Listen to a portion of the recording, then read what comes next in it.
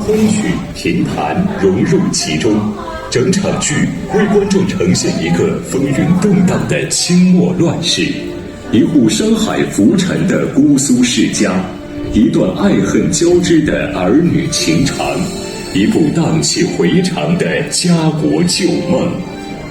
家国旧梦，清末的严家，知道吗？家国旧梦。这个病怎么样啊？来，身体可好着呢。行，他问他爸病怎么样，他说身体好着呢。这就是骗儿子回来结婚。你